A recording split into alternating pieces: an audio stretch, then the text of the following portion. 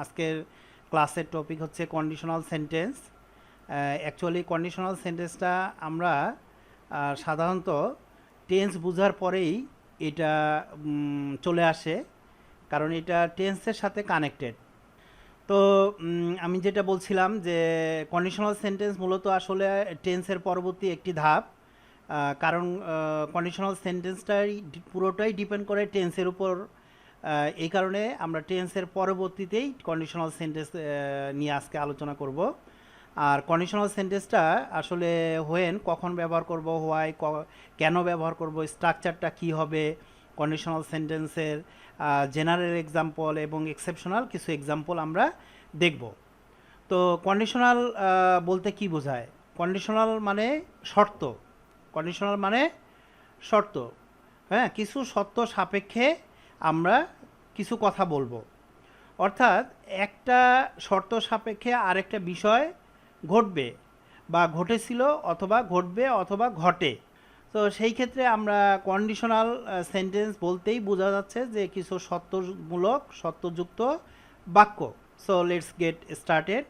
For example বা যদি সে মনোযোগ দিয়ে পড়াশোনা করে তবে সে এই টপিকগুলি ভালো করে বুঝবে। অর্থাৎ এখানে আমরা দুইটা অংশ দেখতে পাচ্ছি। যদি তুমি মনোযোগ দিয়ে পড়াশোনা করো একটি অংশ, তাহলে তুমি এই টপিকগুলি ভালো করে বুঝবে একটি অংশ। সো এই যদি যুক্ত সেন্টেন্সটিকে আমরা বলি ইফ ক্লজ, আর যেটাতে মূল ফলাফলটি রয়েছে সেটিকে আমরা বলি মেইন ক্লজ। যদিও আমরা দেখলাম যে দুইটি অংশ, যদির সঙ্গে যুক্ত একটি বাক্য বা সেন্টেন্স এবং আরেকটি মেইন সেন্টেন্স, কিন্তু যদি আমরা এই যদিকে আলাদাভাবে লিখি এবং যদির সঙ্গে যুক্ত সেন্টেন্সটিকে আবার আলাদা করে লিখি এবং মেইন ক্লজটাকে আলাদা করে লিখি, তাহলে আমরা দেখতে পাচ্ছি যে এখানে তিনটি পার্ট রয়েছে। সো যদির ইংরেজি ইফ, তুমি মনোযোগ দিয়ে পড়াশোনা করো, এটা হচ্ছে যদি করো, অর্থাৎ এটা প্রেজেন্ট সিম্পল সেন্টেন্স বা টেন্স। তুমি এই টপিকগুলি ভালো করে বুঝবে, ভবিষ্যতের বিষয়। সো এটা সিম্পল ফিউচার টেন্স। তাই আমরা যদি এটাকে এই বাংলা সেন্টেন্সটাকে ইংরেজিতে ট্রান্সলেট করি, আমরা পাবো যদি অর্থাৎ ইফ তুমি মনোযোগ দিয়ে পড়াশোনা করো, ইউ স্টাডি উইথ অ্যাটেনশন, তুমি এই টপিকগুলি ভালো করে বুঝবে, you will understand this topics. So আমরা দেখতে পাচ্ছি যে টোটাল সেন্টেন্সটি দাঁড়াচ্ছে, সম্পূর্ণ সেন্টেন্সটি দাঁড়াচ্ছে if you study with attention.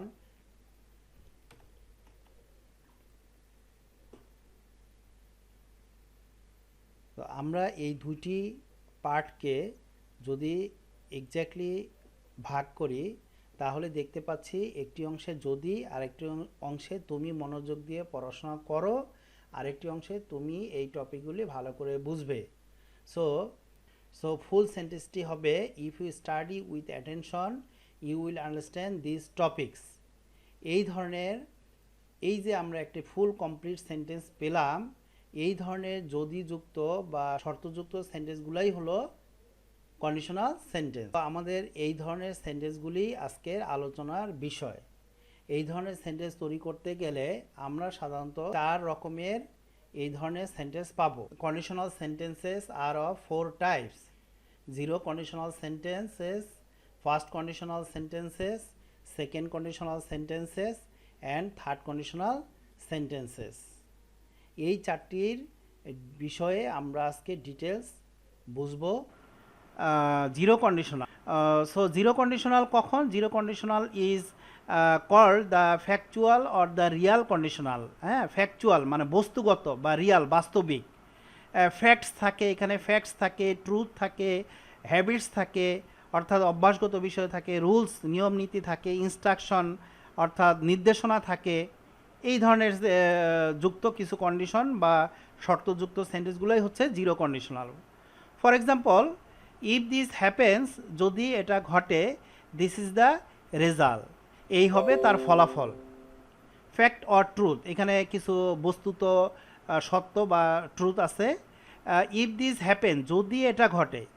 So এখানে আমরা তিনটা বিষয় দেখতে পাচ্ছি, ইফ অ্যান্ড দিস হ্যাপেন্স। এখানে যদি দিস হ্যাপেন্স এটা ঘটে, this is the result.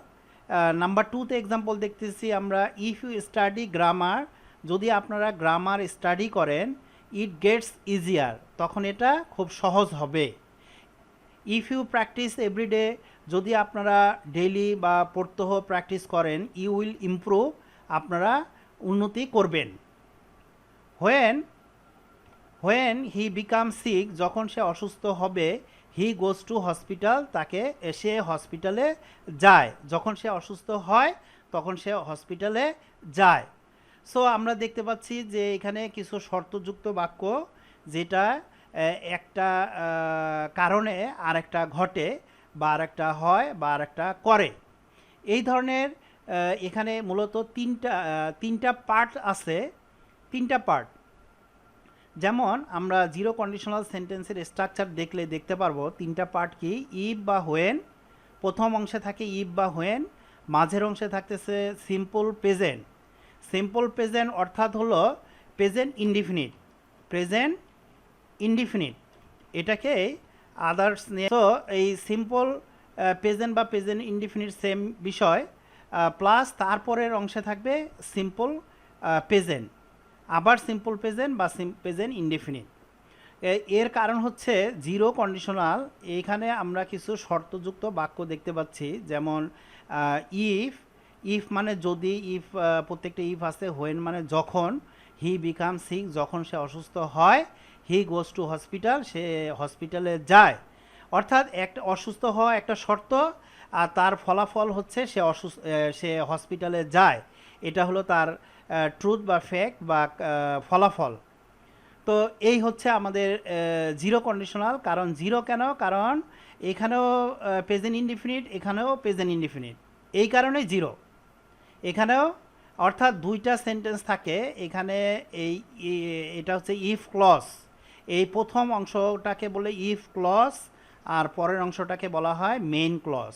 Main clause একটা কন্ডিশনাল সেন্টেন্সে দুইটা করে অংশ থাকে। প্রথম অংশকে অথবা ইফ যুক্ত অথবা হোয়েন যুক্ত অংশটাকে ইফ ক্লজ বা হোয়েন ক্লজ বলা হয়, আর পরের কমার পরের অংশটাকে বলা হয় main clause.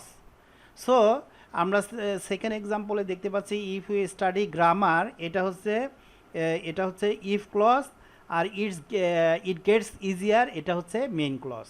So third number এক্সাম্পলে আমরা দেখতে পাচ্ছি if you practice everyday you will improve, এখানেও এটা ইফ ক্লজ, পরেরটা মেইন ক্লজ। এই হলো দুটো অংশ। সো আমরা আরও এক্সাম্পলে যাই। ইফ ক্লজ, ইফ বা হোয়েন, আমরা দেখলাম এর আগের এক্সাম্পলে এই ইফ হবে অথবা হোয়েন হবে। কখন? ইফ কখন, হোয়েন কখন? If means there is a chance, মানে একটা সম্ভাব্য বিষয় আছে, মানে সম্ভাব্য চান্সের বিষয় আছে। ইট মে আইদার হ্যাপেন অর নট, এটা ঘটতেও পারে অথবা নাও পারে। বাট হোয়েন কখন ইউজ করব? হোয়েন উই আর সার্টাইন, মানে হোয়েন আমরা তখনই ইউজ করব যখন সার্টেইন মানে নিশ্চিত থাকবো, তখন আমরা হোয়েন ইউজ করব। For example, if I work out I feel healthier, আমি যদি কাজ করি আই ফিল হেলদিয়ার, আমি খুব ভালো অনুভব করি, স্বাস্থ্যবান থাকি, ফিল করি ভালো। সো এইটা হলো আমি কাজ করলে এটা ফিল করতেও পারি, নাও পারি, তবে আমি করি মাঝে মাঝে বা প্রায় সময়। When I work out I feel healthier, মানে যখন আমি কাজ করি তখন আমি অবশ্যই কীরকম ফিল করি? হেলদিয়ার ফিল করি, অর্থাৎ স্বাস্থ্যবান ফিল করি। অর্থাৎ এইটা তার স্বাস্থ্যবান বা মানে ভালো ফিল করাটা তার অবশ্যই ঘটে। আর ইফ থাকলে হতেও পারে, নাও হতে পারে, সে হেলদিয়ার ফিল করতেও পারে, নাও পারে। চান্সেস আছে এখানে, chances are very high that he feels healthier. Next example, if the power goes out, যদি পাওয়ার চলে যায়, উই ক্যান্ট ওয়াচ টিভি, আমরা টিভি দেখতে পারি না। অর্থাৎ ইলেকট্রিসিটি চলে গেলে আমরা টিভি দেখতে পারি না, যদি। ইফ মানে যদি। আর when the sun sets it gets dark, অর্থাৎ সূর্য অস্ত যায় তখন সন্ধ্যা চলে আসে বা অন্ধকার হয়ে আসে। So when the sun sets it gets dark, সূর্যাস্ত হলে অন্ধকার নেমে আসে। এটা হচ্ছে অবশ্যই ঘটে, অবশ্যই ট্রুথ, এটা অবশ্যই, এই কারণে হোয়েন। আমরা ইফ তখনই ইউজ করব যখন চান্সেসের কোনো বিষয় থাকবে, সম্ভাব্যর কোনো বিষয় থাকবে, বাট হোয়েন তখনই ইউজ করব যখন নিশ্চিত একটা বিষয় থাকে। মোর এক্সাম্পল, ইম্পারেটিভ সেন্টেন্সের ক্ষেত্রে if you want to learn, যদি তোমরা শিখতে চাও বা আপনারা শিখতে চান, লার্ন ফ্রম দ্য বেসিক, একদম বেসিক থেকে শেখো বা বেসিক থেকে শিখেন, তাহলে আমরা কিন্তু পরের সেন্টেন্সে আর সাবজেক্ট রাখি নাই। এখানে লার্ন ভার্ব দিয়ে শুরু। যখন কোনো সেন্টেন্স ভার্ব দিয়ে শুরু হয় তখন সেই সেন্টেন্সটা ইম্পারেটিভ সেন্টেন্স। সো পরের অংশে কিন্তু ইম্পারেটিভ বুঝালেও, সাবজেক্ট ছাড়া সেন্টেন্স হলে ইম্পারেটিভ বুঝালে সেটাও জিরো কন্ডিশনাল সেন্টেন্স।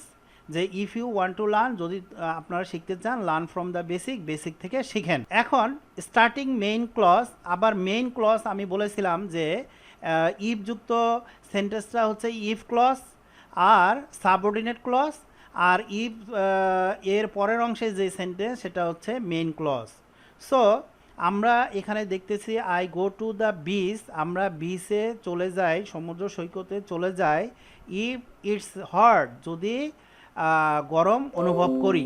আমরা দেখতে পাচ্ছি ইফ যুক্ত সেন্টেন্সটা আমি পরে রেখেছি আর প্রথম অংশে আমরা মেইন ক্লজটা রেখেছি। অর্থাৎ ইফটাকে বা ইফ যুক্ত কন্ডিশনাল বা সাবঅর্ডিনেট ক্লজ অথবা ইফ ক্লজটাকে আমরা পরের অংশে যখন ব্যবহার করব তখন মেইন ক্লজটাকে প্রথমে ব্যবহার করব। সো তখন কিন্তু আর মাঝখানে আমরা কমা ব্যবহার করব না, কারণ ইফ থাকার কারণে। ইফ যখন থাকবে তখন কমা আমরা আর ব্যবহার করব না, কারণ ইফ একটা এমন একটা কনজাংশন, এটা একটা কনজাংশন দ্বারা যুক্ত সেন্টেন্সকে মাঝখানে বা আগে বা পরে আমরা আর কমা ব্যবহার করব না। কিন্তু সেন্টেন্সের প্রথমেই যদি ইফ বা হোয়েন থাকে তখন আমরা কমা ব্যবহার করব দুই সেন্টেন্সের মাঝখানে। সাসেস if you want to shine, যদি আপনারা জীবনে উন্নতি করতে চান, ওয়ার্ক হার্ড, কঠোর পরিশ্রম করুন। তাহলে ইফ যুক্ত সেন্টেন্সটা প্রথমে বসেছে, যে যদি আপনারা জীবনে উন্নতি করতে চান, তাই ইফ ক্লজটা প্রথমে বসার কারণে আমরা মাঝখানে ইফ কমা ব্যবহার করব। আর পরের সেন্টেন্সে ওয়ার্ক হার্ড, কঠোর পরিশ্রম করুন, কঠোর পরিশ্রম করুন। এই যে ব্যাপারটা work hard, if you want to shine, এই উপরের সেন্টেন্সটাকে আমি নিচে লিখেছি just if you want to shine. If ক্লজটাকে আমি পরে রেখেছি আর মেইন ক্লজটাকে আমি প্রথমে রেখেছি। সো ওয়ার্ক হার্ড, কঠোর পরিশ্রম করুন বা কঠোর পরিশ্রম করো, if you want to shine, যদি উন্নতি করতে চাও। তাহলে এই হচ্ছে আমাদের আজকের জিরো কন্ডিশনাল, এতটুকুই। জিরো কন্ডিশনালটা মূলত যে কোনো কন্ডিশনালই মূলত শর্তযুক্ত বাক্য। এখন জিরো কেন? কারণ হচ্ছে দুইটা ক্লজেই প্রেজেন্ট টেন্স আছে, প্রেজেন্ট ইনডিফিনিট দুই পাশেই। আর প্রথমে প্রত্যেক কন্ডিশনালের প্রথমেই ইফ বা হোয়েন থাকবে। সো এখন আমি কিভাবে বুঝবো যে জিরো কন্ডিশনাল কোনটা বা কিভাবে সেন্টেন্সটা তৈরি করলে সেটা জিরো কন্ডিশনাল হবে, আবার ফার্স্ট কন্ডিশনাল কোনটা, কিভাবে সেই সেন্টেন্সটা কোন টেন্সে স্ট্রাকচার দিলে ফার্স্ট কন্ডিশনাল হবে, সেমভাবে সেকেন্ড, সেমভাবে থার্ড। সো জিরো কন্ডিশনাল আমরা ঠিক এক্স্যাক্টলি এই স্ট্রাকচারে যদি থাকে তাহলে আমরা বুঝবো এটা জিরো কন্ডিশনাল। কোন স্ট্রাকচার? যখন প্রত্যেকটা কন্ডিশনালে এই প্রথম অংশ ইফ বা হোয়েন কমন, এটা প্রত্যেকটা কন্ডিশনালেই, এখানে আমি যে চারটা কন্ডিশনালের কথা বলেছি প্রত্যেকটাই ইফ বা হোয়েন থাকবে, এটা কমন। বাট ডিফারেন্সটা হচ্ছে এই দুইটা জায়গাতে ডিফারেন্সটা হবে। কোন দুইটা জায়গাতে? সিম্পল প্রেজেন্ট বা প্রেজেন্ট ইনডিফিনিট আর সিম্পল প্রেজেন্ট বা প্রেজেন্ট ইনডিফিনিট, এই জায়গাতেই ডিফারেন্সটা হবে। সেই ক্ষেত্রে এখানে আমরা যখন উভয় ইফ বা হোয়েনের পর উভয় পাশে প্রেজেন্ট ইনডিফিনিট ইউজ করব তখনই সেটা জিরো কন্ডিশনাল। যদি আমি উভয় সেন্টেন্সেই প্রেজেন্ট ইনডিফিনিট ইউজ করি তাহলেই জিরো কন্ডিশনাল। এবং তাহলে কিভাবে বুঝবো এইগুলিতে আমি কি ব্যবহার করব, কখন কিভাবে ব্যবহার করলে সেগুলি ফার্স্ট, সেকেন্ড, থার্ড কন্ডিশনাল হবে, এটাই আজকের মূল আলোচনার বিষয়। আমি এখনই আবার এই ফার্স্ট কন্ডিশনালে যাচ্ছি। সো আপনি এখনই ক্লিয়ার হয়ে যাবেন তাহলে কোন স্ট্রাকচার দিলে আমি বুঝবো এটা ফার্স্ট কন্ডিশনাল।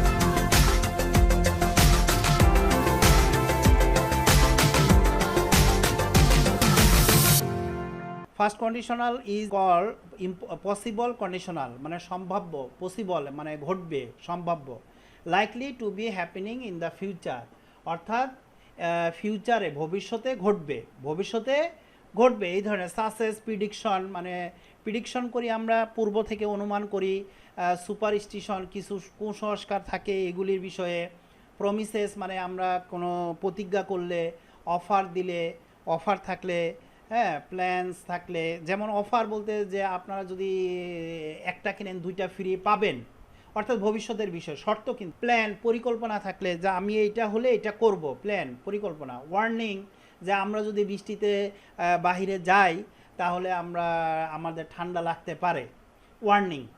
সাজেশন থাকলে যে তুমি এই রোদে বাহিরে যাবে না, তাহলে তোমার স্বাস্থ্যের সমস্যা হতে পারে, এই সাজেশন, কোনো বিষয়ে পরামর্শ।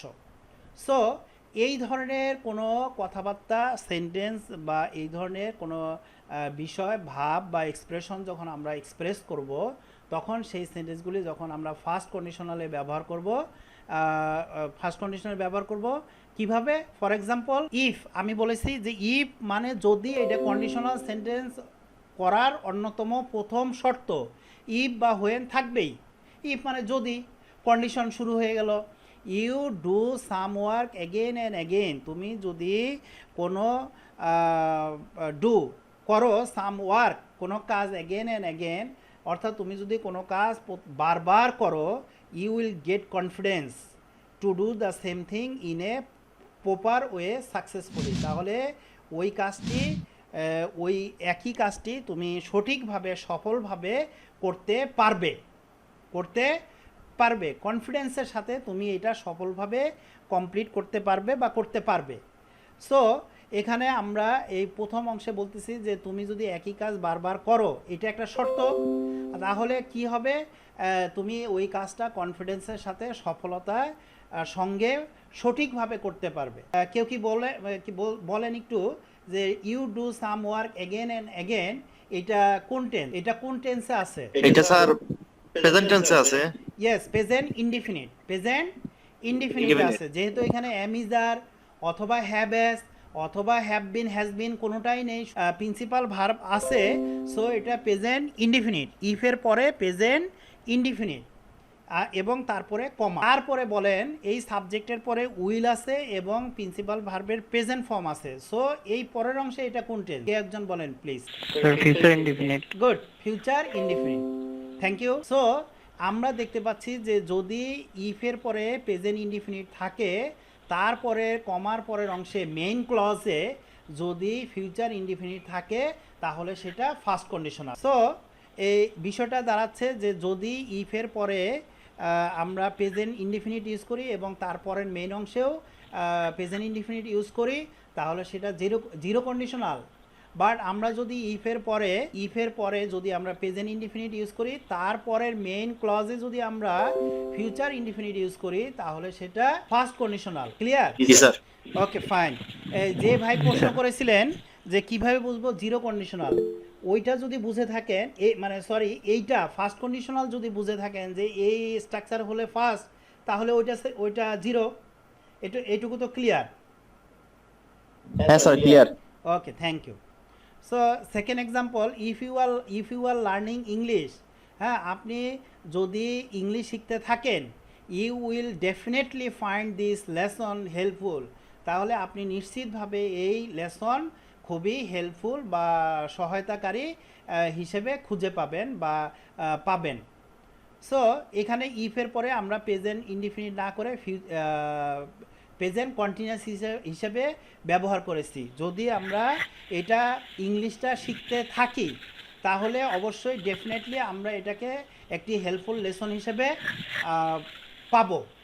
তো এইভাবে আমরা প্রেজেন্ট কন্টিনিউয়াসও ব্যবহার করতে পারবো।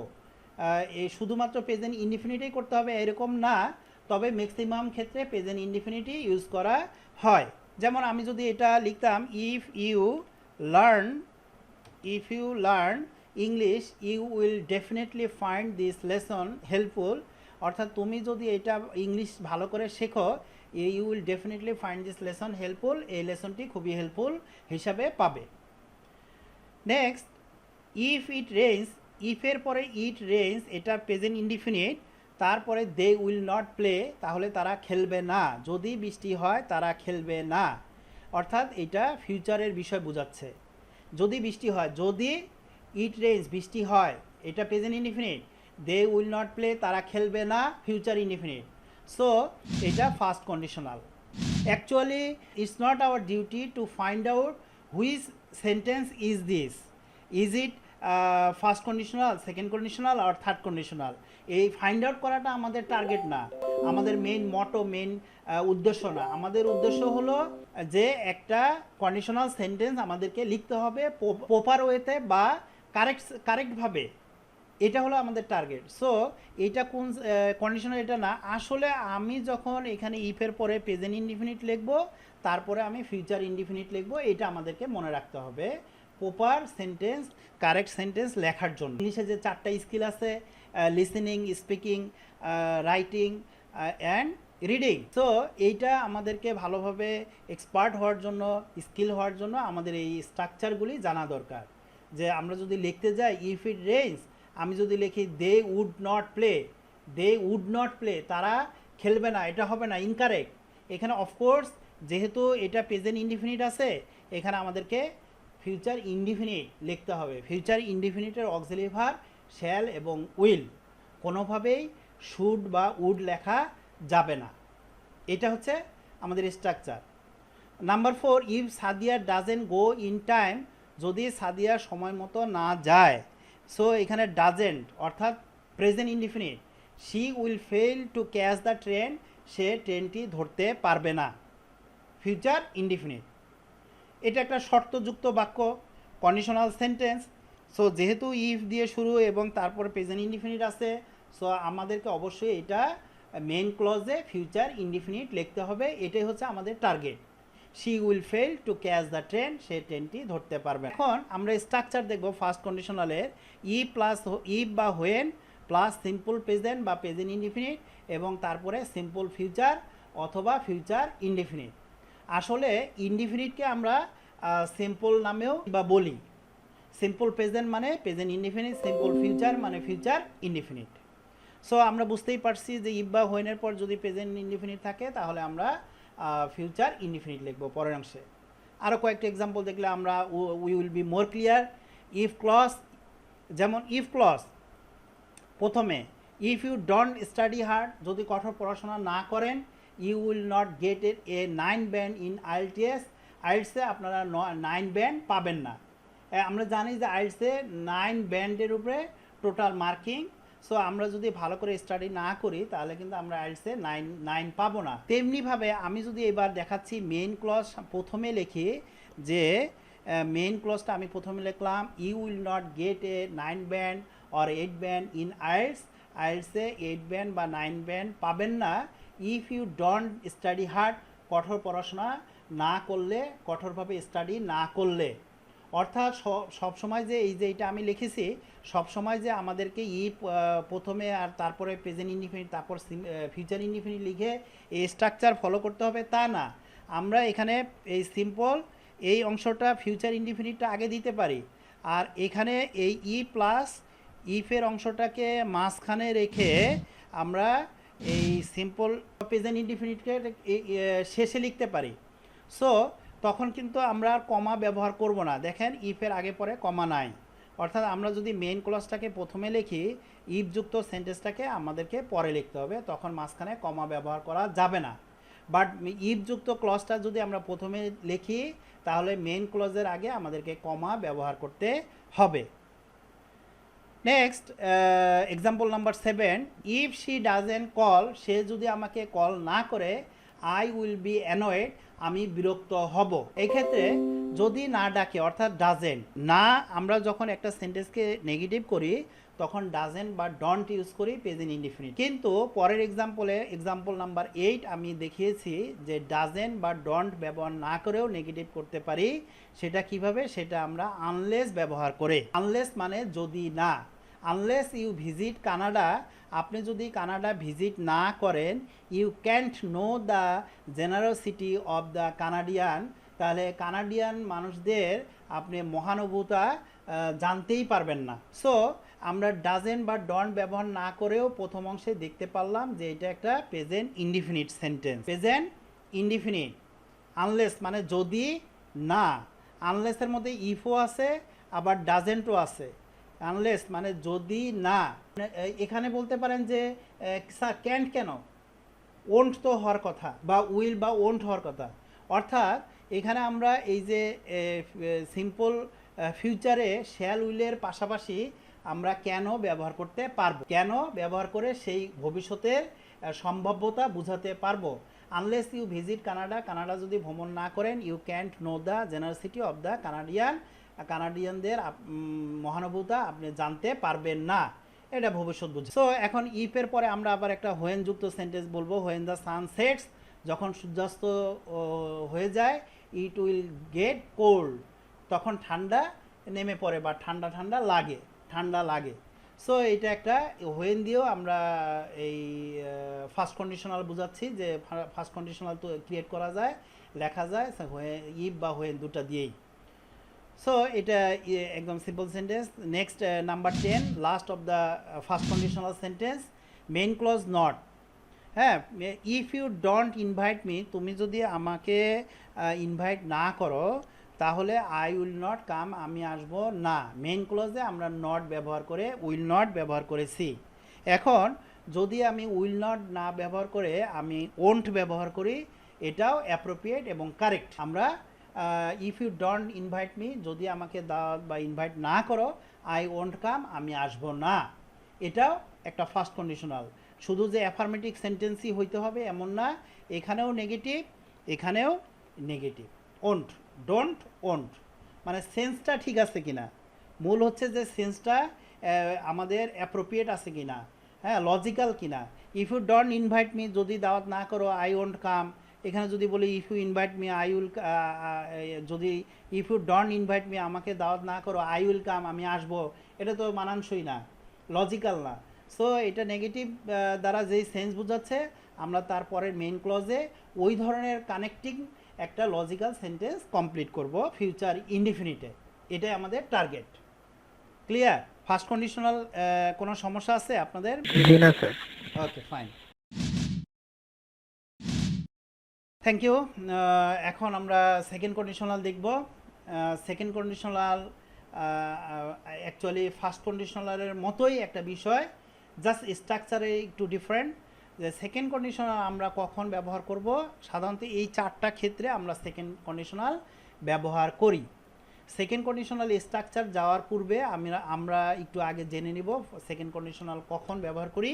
এই চারটা ক্ষেত্রে, two imagine life is different, হ্যাঁ, একটা ইমাজিন করা, কল্পনা করা যে জীবনটা একটু ভিন্ন রকম হয়ে গেছে, মানে আমার অতীতে এরকম হলে ভালো হতো, তাহলে বর্তমানে এরকম হতো। এই যে অতীতের সাথে বর্তমান, আগের ফার্স্ট কন্ডিশনালের কিন্তু বর্তমানের সাথে ভবিষ্যৎ ছিল, যে আমি যদি এখন পড়াশোনা না করি ভবিষ্যতে ভালো চাকরি পাবো না। কিন্তু সেকেন্ড কন্ডিশনাল হচ্ছে অতীতের সাথে বর্তমানের connection. Two imagine life is different, মানে চিন্তা করতেছি লাইফটা ডিফারেন্ট হয়ে গেল, যদি অতীতে এরকম করতাম এখন এরকম হতো। অথবা টু গিভ রিজনস হোয়াই, হ্যাঁ, কারণ দর্শানো, যে কারণ দেখানো। টু গিভ অ্যাডভাইস, কাউকে উপদেশ দেওয়ার ক্ষেত্রে, যে এরকম করো না, তাহলে কিন্তু এরকম মানে এরকম করেছো তাই এরকম হচ্ছে। টু আস্ক হাইপোথেটিক্যাল কোশ্চেন, মানে হাইপোথেটিক্যাল কিছু কোশ্চেন করা। হাইপোথেটিক্যাল মানে কল্পনাপ্রসূত বা অনুমান বা পরিস্থিতিমূলক কোশ্চেন করা, যে এরকম করেছিলা তাই এরকম হচ্ছে, এই কল্পনাপ্রসূত। এই ধরনের চারটা ক্ষেত্রে আমরা সেকেন্ড কন্ডিশনাল ব্যবহার করব, বা সেকেন্ড কন্ডিশনালের স্ট্রাকচারের সেন্টেন্সগুলি লিখে আমাদের মনের ভাব প্রকাশ করব। So let's go to the example. Second conditional example 1, if I had enough money, আমার যদি অনেক টাকা থাকতো, আই উড বাই এ কার, তাহলে আমি একটি কার কিনতাম। অর্থাৎ কি, পূর্বে আমার যদি টাকা থাকতো তাহলে আমি কার কিনতাম, এখনকার কথা না যে আমার টাকা আছে কার কিনবো। এটা হচ্ছে আমার টাকা যদি থাকতো তাহলে কার কিনতাম, মানে অতীতেই কার কিনতাম, এটা বোঝাচ্ছি।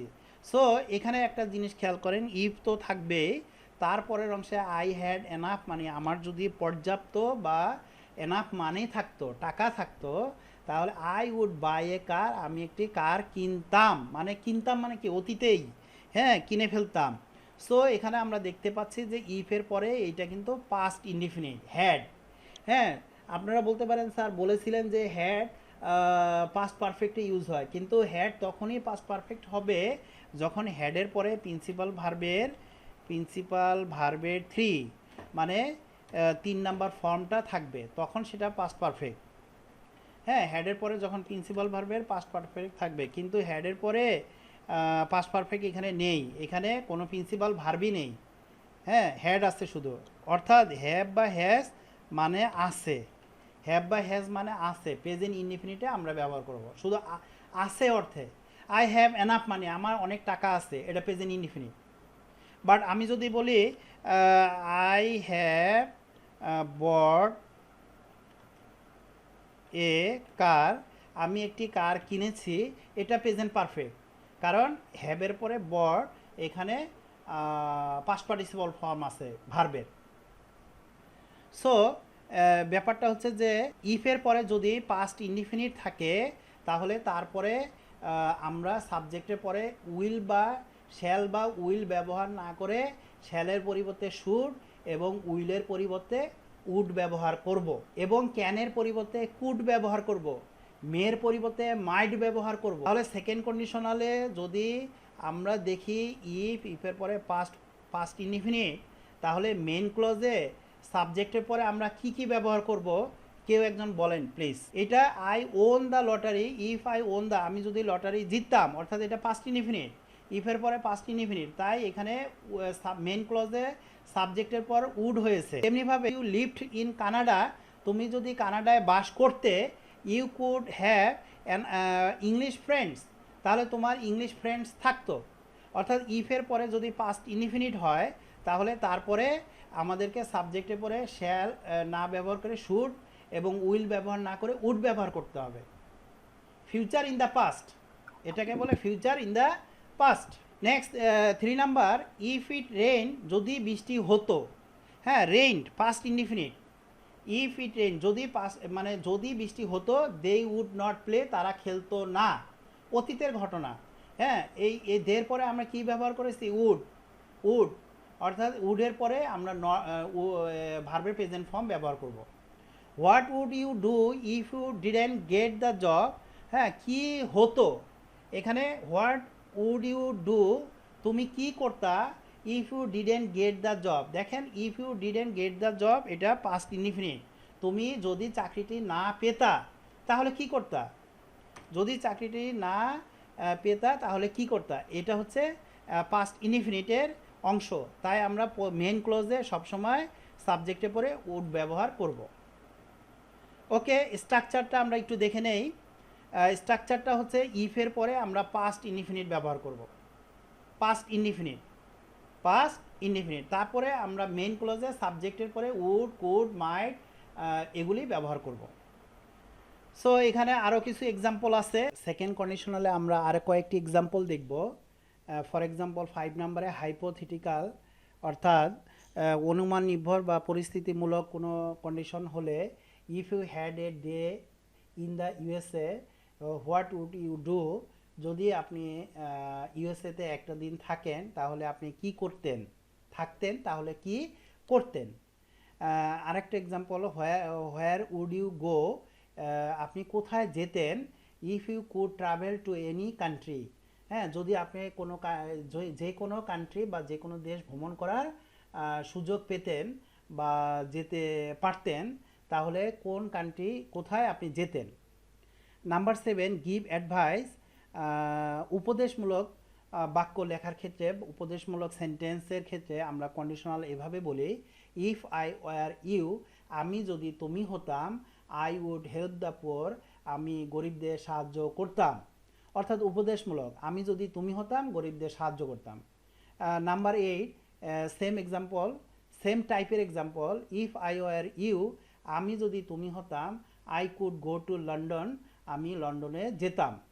হ্যাঁ, মানে আমি অ্যাডভাইস করতেছি, অ্যাডভাইস দিচ্ছি এইভাবে যে তার হয়ে আমি নিজেকে উপস্থাপন করা।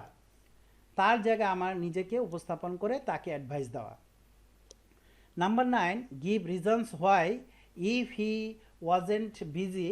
হ্যাঁ, যদি সে ব্যস্ত না থাকতো, হি উড কল মি, সে আমাকে কল করতো।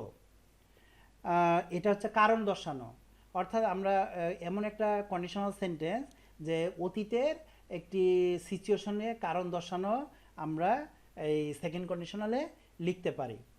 গিভ রিজনস হোয়াই আরেকটা কারণ দর্শানো, ইফ ইট স্টপড রেইনিং, যদি বৃষ্টি থামতো, আই কুড গো আউটসাইড, তাহলে আমি বাইরে যেতে পারতাম, তাহলে আমি বাইরে যেতে পারতাম। সো এটা আরেকটা কারণ দর্শানো যে যেহেতু বৃষ্টি থামেনি আমি বাইরে যেতে পারিনি, অর্থাৎ যদি বৃষ্টি থামতো তাহলে আমি বাইরে যেতাম। সো এই ধরনের এই যে স্ট্রাকচারগুলি, ইফের পরে পাস্ট ইনডিফিনিট, তারপরে পাস্ট ইন দ্য ফিউচার, অর্থাৎ সাবজেক্টের পরে শুড, কুড, মাইট, উড এগুলি ব্যবহার করা, এবং যেহেতু এগুলি মডাল ভার্ব তাই তারপরে প্রিন্সিপাল ভার্বটি অবশ্যই প্রেজেন্ট ফর্মের হবে মেইন ক্লজে। সো এখন আমরা লাস্ট ওয়ান থার্ড কন্ডিশনালে চলে আসছি।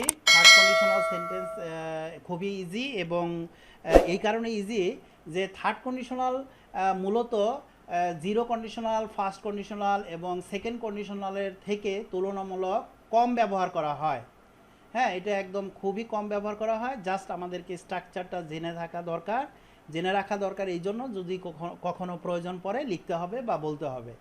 For example, if I had work hard I would have pass the exam.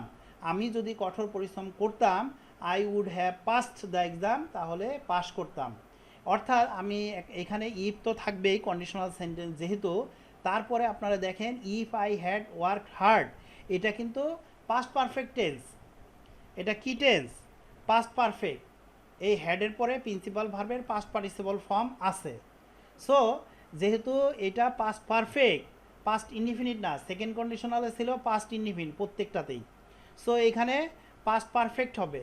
So past perfect হওয়ার কারণে আমরা এখানে এই উডের পরে আমরা আবার হ্যাভ ব্যবহার করব। উডের পরে হ্যাভ ব্যবহার করব। ওখানে ব্যবহার করেছিলাম সেকেন্ড কন্ডিশনাল শুধু উড ব্যবহার করেছিলাম, উড, কুড, শুড, মাইট, কিন্তু আমরা এখানে উড, কুড, শুড, মাইটের পর আমরা আবার হ্যাভ ব্যবহার করব, অর্থাৎ এটা পারফেক্ট কন্ডিশনাল বলা হয়। এবং যেহেতু হ্যাভ আছে তাই ভার্বের প্রিন্সিপাল ভার্বের পাস্ট পার্টিসিপল ফর্ম আমাদেরকে লিখতে হবে বা ইউজ করতে হবে। সো এটা দাঁড়াচ্ছে if I had work hard I would have pass the exam.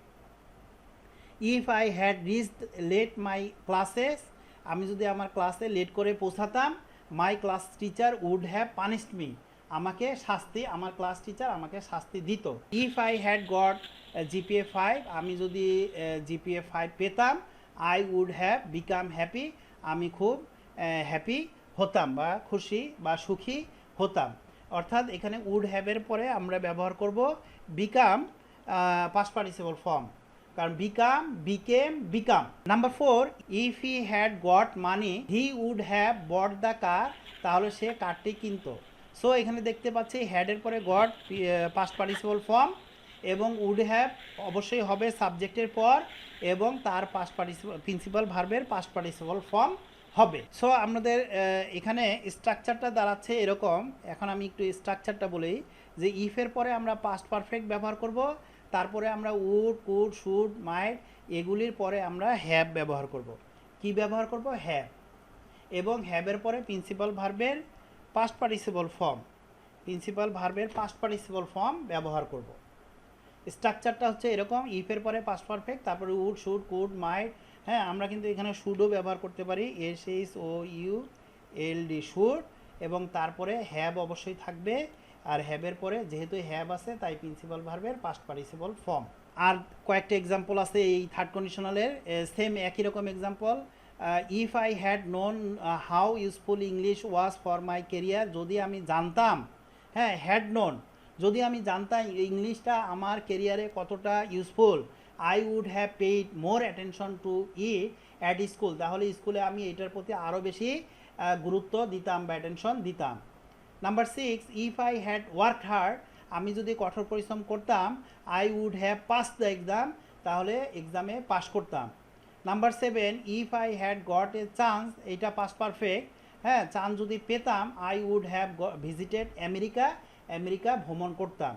Number 8, I would have visited the USA, আমি ইউএসএ ভ্রমণ করতাম। এখানে দেখেন মেইন ক্লজটা আমি প্রথমে রেখেছি, এই উড হ্যাভ, তারপরে পাস্ট পার্টিসিপল ফর্ম, অর্থাৎ মেইন ক্লজ প্রথমে। সো এখানে ইফ ক্লজটা পরে, মেইন ক্লজের পরে। If I had got the chance, যদি চান্স পেতাম। Number 9, if it had rained, যদি বৃষ্টি হতো, I would not have gone out, বাহিরে যেতাম না। এই উড নট হ্যাভ আছে এবং তারপর ভার্বের পাস্ট পার্টিসিপল ফর্ম আছে। Number 10, I would have reach the party, আমি পার্টিতে পৌঁছাতাম, এটা মেইন ক্লজ। আর তারপরে ইফের পরে if he had invited me, যদি আমাকে সে দাওয়াত করতো। সো ইফের পরে দেখেন আপনারা যে এখানে ইফের পরে পাস্ট পারফেক্ট আছে, ইফের পরে পাস্ট পারফেক্ট। সো আমরা অবশ্যই মেইন ক্লজ হিসেবে প্রথমে উডের সাবজেক্টের পর উড হ্যাভ এবং প্রিন্সিপাল ভার্বের পাস্ট পার্টিসিপল ফর্ম ব্যবহার করব। অ্যাকচুয়ালি আমি zero conditional, first conditional, second conditional, third conditional প্রত্যেকটারই 10টা করে এক্সাম্পল রেডি করেছি আপনাদেরকে একদম ক্লিয়ার করে দেওয়ার জন্য। তো 10টা থার্ড কন্ডিশনাল শেষ। আর এরপর আমি একটা অ্যাসাইনমেন্টের টেবিল তৈরি করেছি, যে অ্যাসাইনমেন্ট হচ্ছে আপনাদের 20 sentences, zero, first, second, third প্রত্যেকটা কন্ডিশনালে 5টা করে সেন্টেন্স। আমি যেমন 10টা করে সেন্টেন্স এক্সাম্পল দিয়ে বুঝালাম, আপনারা 5টা করে সেন্টেন্স নিজে থেকে, এই 40টা থেকে না, হ্যাঁ, এই not from this 40 sentences, you have to write down 5 4 jar total 20 sentences from your own brain, from your own choice, from your mind. আপনাদের মন থেকে এই 20টা সেন্টেন্স ইনশাল্লাহ আপনারা লিখবেন, লিখে গ্রুপে শেয়ার করবেন। বুঝতে পারছেন? জি স্যার, বুঝতে পারছি। আচ্ছা স্যার ওই যে উড হ্যাভ একটা স্যার আরেকবার যদি একটু বলতেন। আচ্ছা আচ্ছা, উড হ্যাভ না, হ্যাঁ স্যার, উড হ্যাভ। অ্যাকচুয়ালি আমরা সেকেন্ড কন্ডিশনালে যেই বিষয়টা আলোচনা করতেছিলাম, যে past indefinite, simple past, past simple বা পাস্ট ইনডিফিনিট, এই যে বিষয়টা পাস্ট ইনডিফিনিট। সো আমরা পাস্ট সেকেন্ড কন্ডিশনাল যদি ইফের সঙ্গের সেন্টেন্সটা পাস্ট ইনডিফিনিট ইউজ করি, তাহলে মেন ক্লোজে আমরা সাবজেক্টের পরে উড, কুড, মাইট এগুলি ব্যবহার করব, অথবা শুড ব্যবহার করব, অথবা শুড। হ্যাঁ, উইল ব্যবহার না করে উড, ক্যান ব্যবহার না করে কুড, মে ব্যবহার না করে মাইট, শ্যাল ব্যবহার না করে শুড ব্যবহার করব। কিন্তু যেহেতু এখানে পাস্ট ইনডিফিনিট, তাই এই পরের সেন্টেন্সে এটা। কিন্তু যখন আমি এখানে থার্ড কন্ডিশনালে পাস্ট পারফেক্ট ব্যবহার করব, ইফের পরে পাস্ট পারফেক্ট স্ট্রাকচার লিখব, যখন ইফের পরে আমি পাস্ট পারফেক্ট স্ট্রাকচার লিখব, তখন কিন্তু আমি সেকেন্ড কন্ডিশনালে শুধু উড লিখেছিলাম বা স্ট্রাকচারে বলেছিলাম। কিন্তু যেহেতু ওইখানে ছিল পাস্ট ইনডিফিনিট বাট থার্ড কন্ডিশনালে পাস্ট পারফেক্ট, তাই আমি উডের সঙ্গে হ্যাভ অ্যাড করব। ওখানে ছিল শুধু উড, বাট থার্ড কন্ডিশনালে আমি উডের সঙ্গে হ্যাভ অ্যাড করব। কারণ শুধু যদি উড রাখি তাহলে তো এটার মতো হয়ে গেল, সেকেন্ড কন্ডিশনালের মতো হয়ে গেল শুধু উড রাখলে। তাই যেহেতু পাস্ট ইনডিফিনিটের সঙ্গে উড, তাই পাস্ট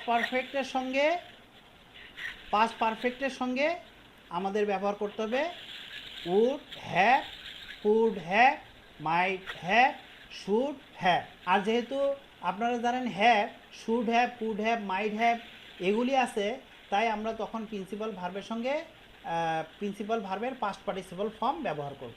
যেহেতু হ্যাভ আছে, আপনারা জানেন হ্যাভের পরে প্রিন্সিপাল ভার্বের past participle form. For example, if I had work hard, আমি যদি কঠোর পরিশ্রম করতাম, ইফের পরে দেখেন এটা হ্যাড ওয়ার্ক হার্ড, কঠোর পরিশ্রম করতাম, অর্থাৎ পাস্ট পারফেক্ট। তাই আমরা কিন্তু এখানে আমাদেরকে স্ট্রাকচার দিতে হবে উড হ্যাভ। শুধু উড দিলে হবে না, শুধু উড দিলে হতো যদি এটা পাস্ট ইনডিফিনিট হতো, ইফ ক্লজ যদি পাস্ট ইনডিফিনিট হতো। যেহেতু এটা পাস্ট পারফেক্ট, ইফ ক্লজটা পাস্ট পারফেক্ট, তাই আমাদেরকে উডের পরে হ্যাভ ইউজ করতে হবে। এবং যেহেতু would have, should have, could have, might have তাই তারপরের প্রিন্সিপাল ভার্বটা পাস্ট পার্টিসিপল ফর্ম হবে। বুঝতে পেরেছেন? জি স্যার, বুঝতে পারছি। Thank you sir. জি, ওয়েলকাম। আমি ভিডিও কমপ্লিট করে দিয়ে দিব, আপনারা আরেকবার দেখবেন, তো তখন আশা করি আরও ক্লিয়ার হবেন। আর যখন নিজে নিজে আপনারা এইটা ভেবে বা এইটা দেখে দেখে থিঙ্কিং করবেন এবং সেন্টেন্সগুলি লিখবেন, তখন it will be more clear, more understandable, more easy. So আশা করি আপনারা ভিডিওটা আমি কালকে শেয়ার করব, তখন দেখবেন এবং ইনশাল্লাহ অ্যাসাইনমেন্টগুলি করে ফেলবেন এবং গ্রুপে জমা দেবেন। Thanks for staying with me for such a long time. If you have any questions, guys, please comment below. See you soon.